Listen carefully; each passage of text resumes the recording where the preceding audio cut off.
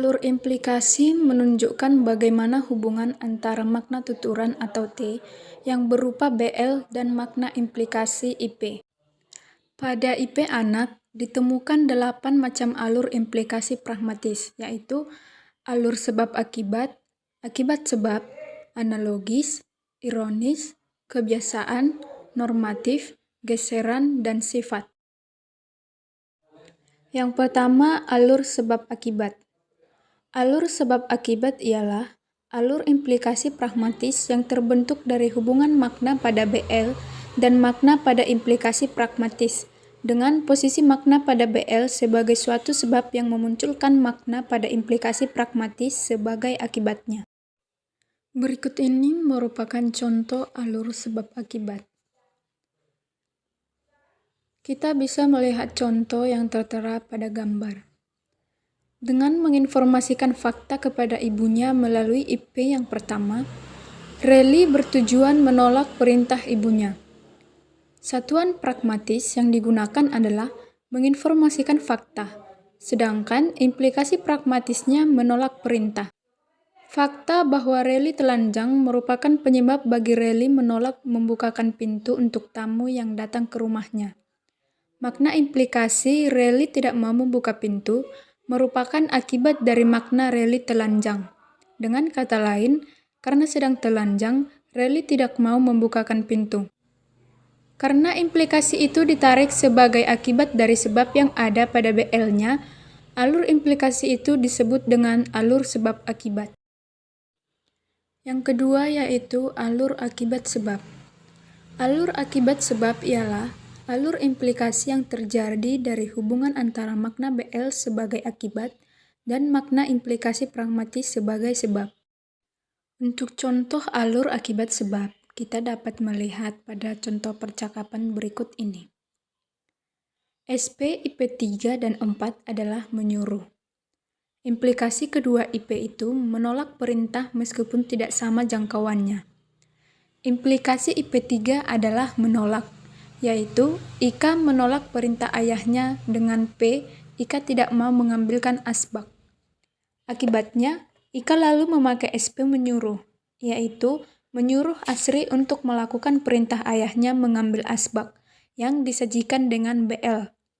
Dengan demikian, BL itu muncul karena implikasi menolak, yaitu Ika tidak mau mengambilkan asbak sebagai faktor penyebab.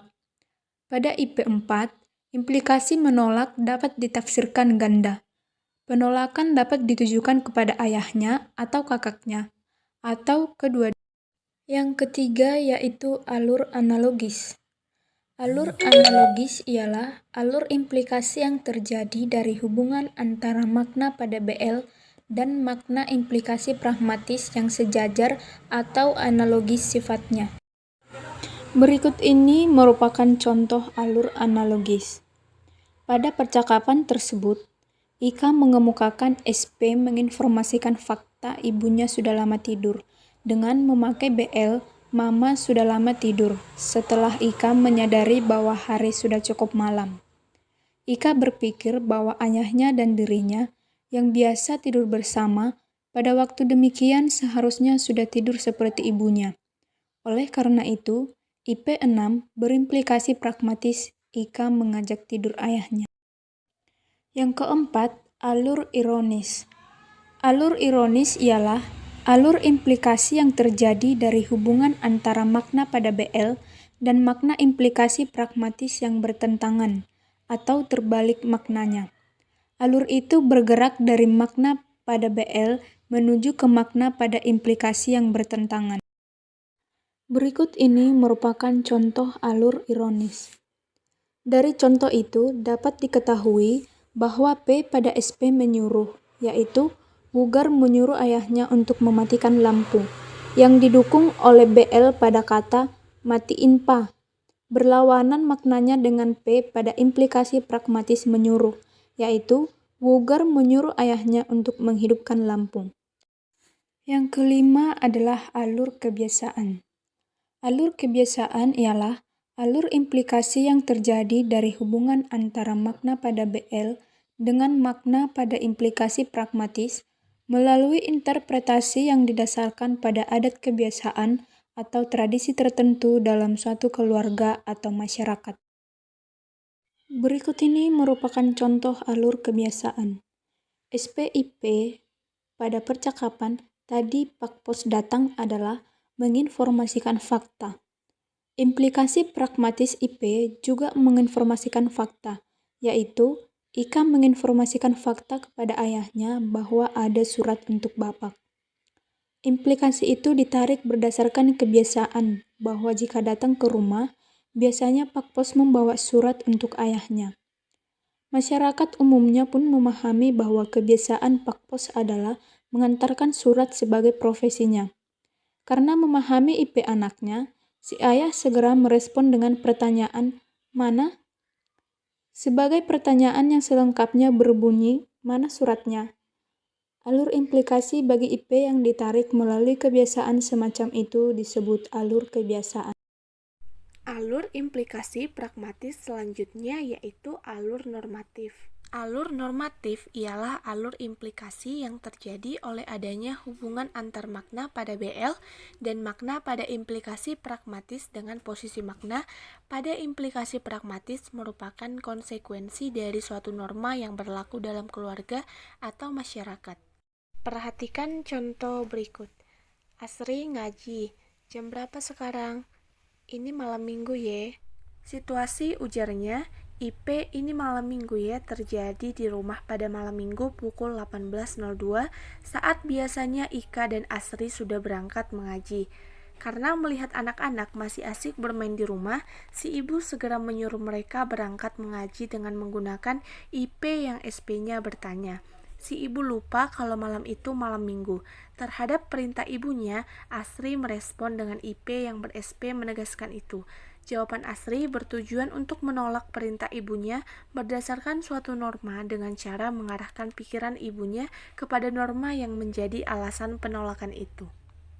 Dengan jawaban itu, ibunya teringat pada norma yang telah disepakati masyarakat bahwa pada malam minggu tidak ada pengajian.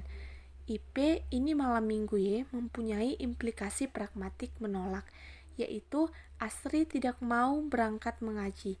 Agaknya penolakan itu lebih ditekankan pada adanya norma yang berlaku, bukan penolakan yang sekedar menolak.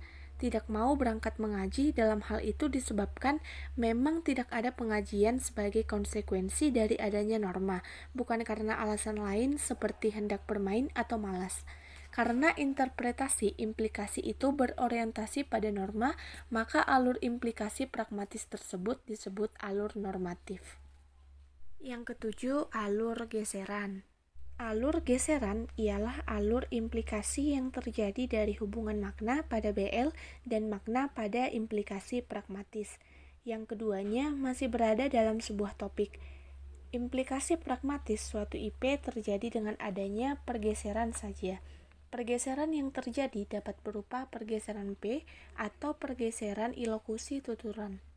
Perhatikan contoh berikut. Obat nyamuknya masih ada ndak, Pak? Ada di lemari. Mbak Ika ngantuk mau bobo. Bobok lah.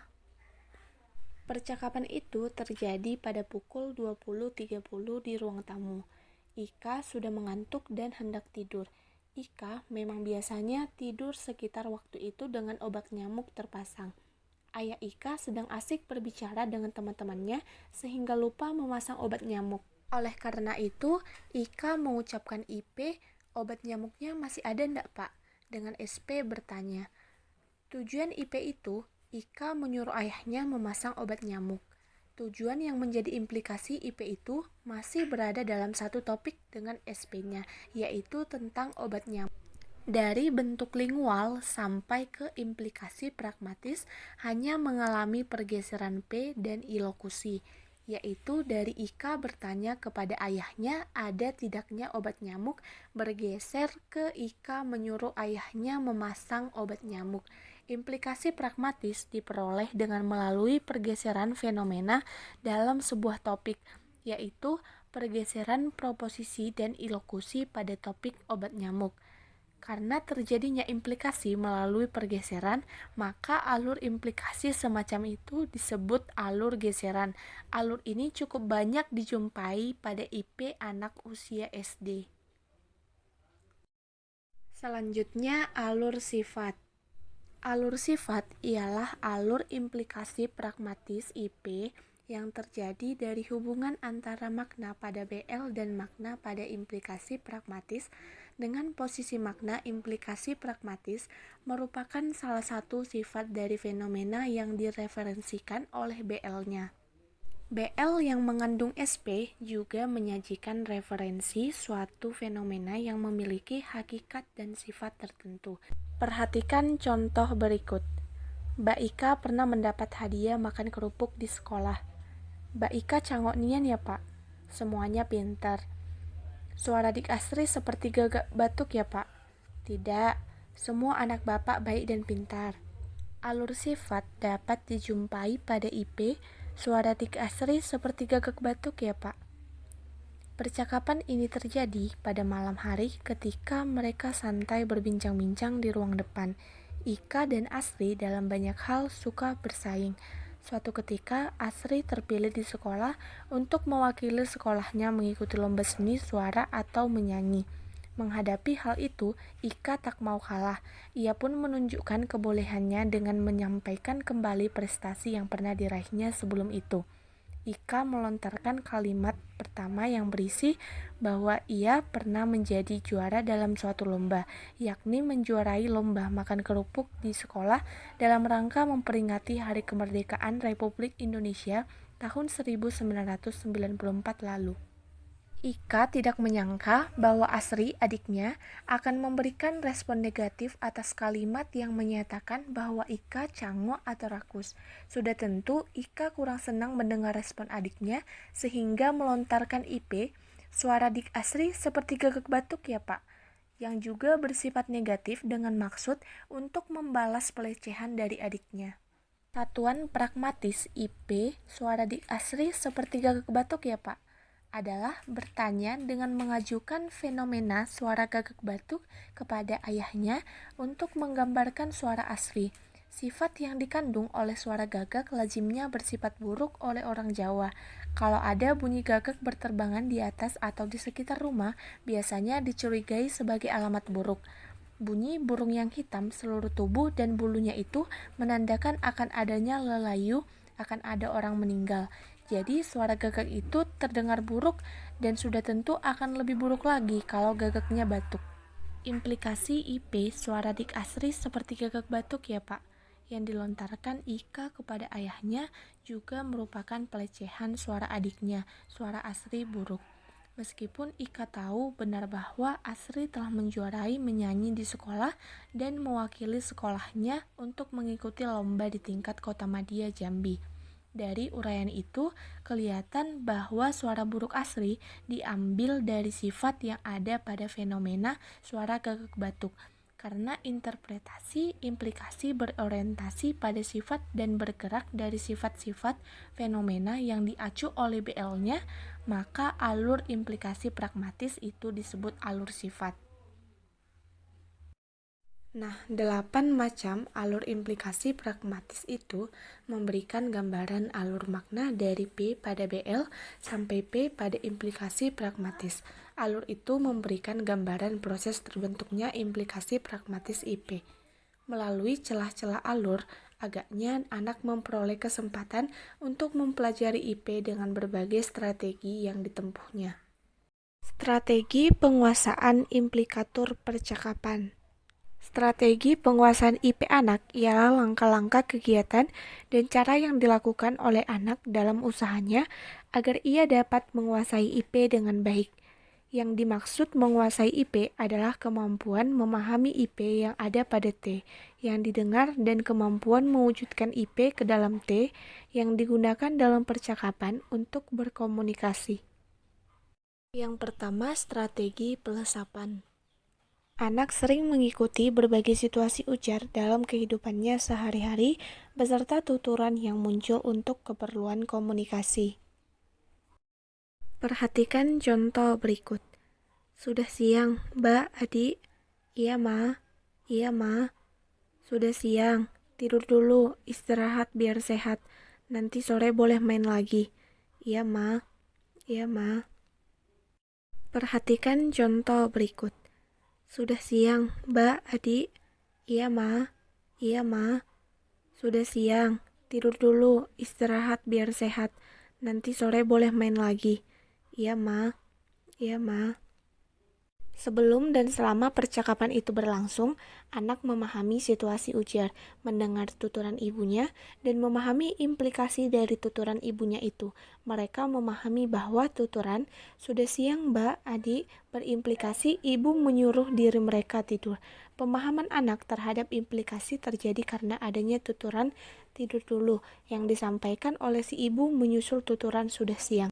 Tuturan sesudah ibu pada kalimat "sudah siang" sebanyak 3 kalimat, yakni tidur dulu, istirahat biar sehat, nanti sore boleh main lagi, mendukung tujuan ibu mengucapkan "sudah siang" sekaligus menyajikan alasan yang menjadi latarnya.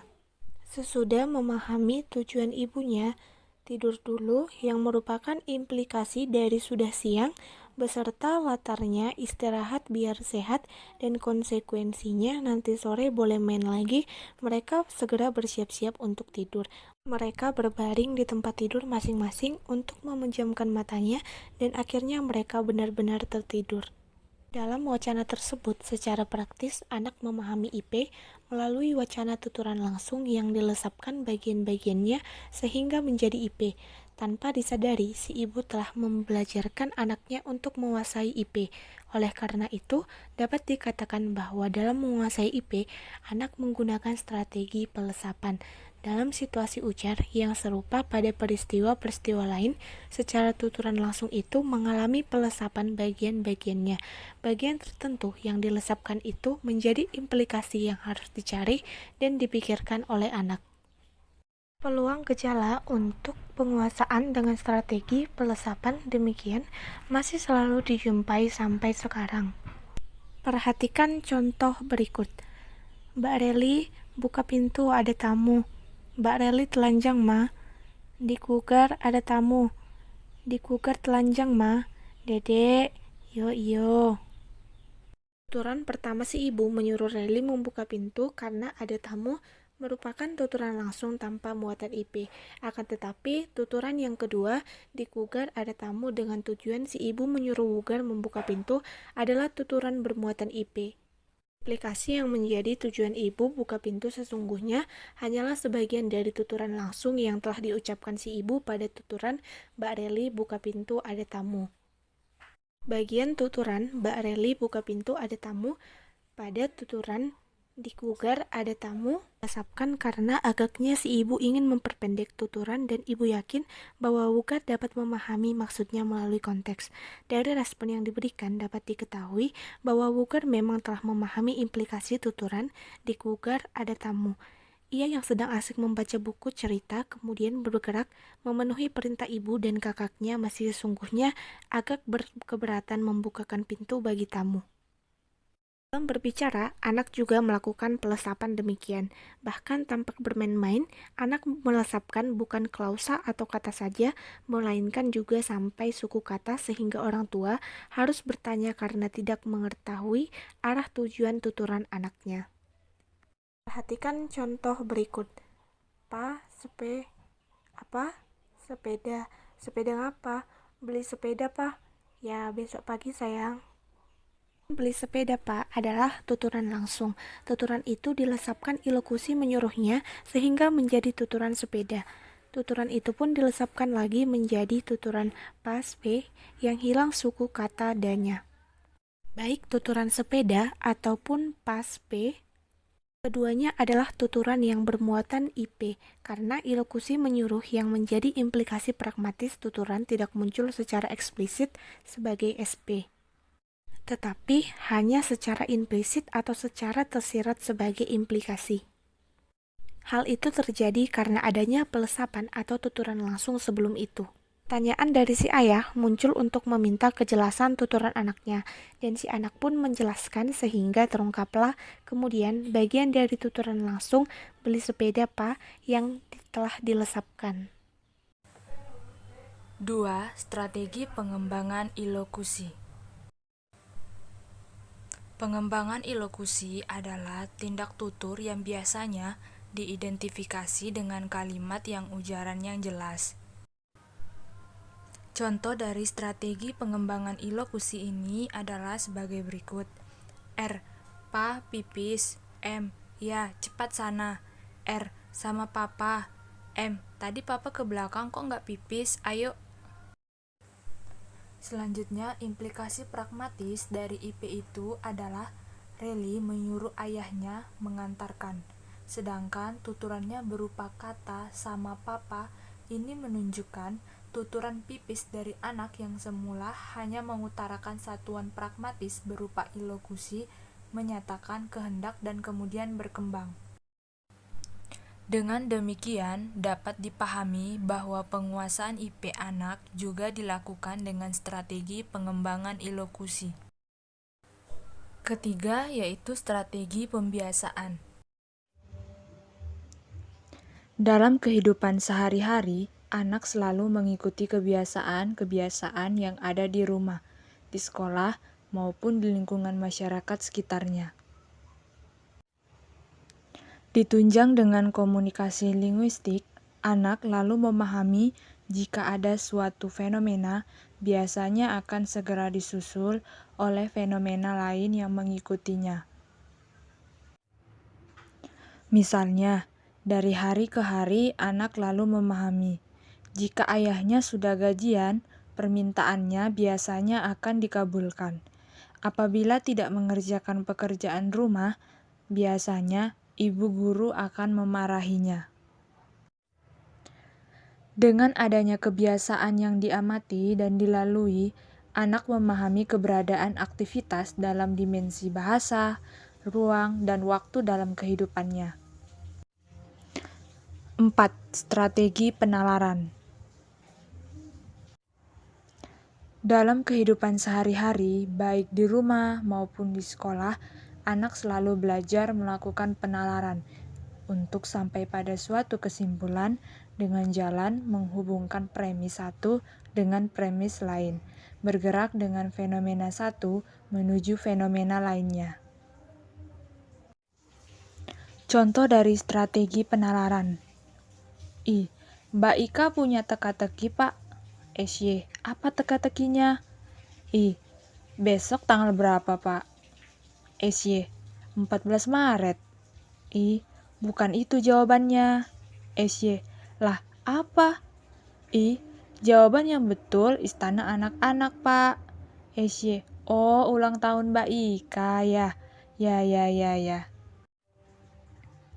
Dari contoh tersebut, IP berimplikasi bahwa Ika meminta kepada ayahnya agar pada hari ulang tahunnya ia besok bisa asyik di Istana Anak-anak. Jika disimak dengan seksama, fenomena itu tercermin dalam situasi ujar yang menjiwai tuturan dan dinilai sebagai indikator bagi internalisasi yang terjadi dalam diri anak.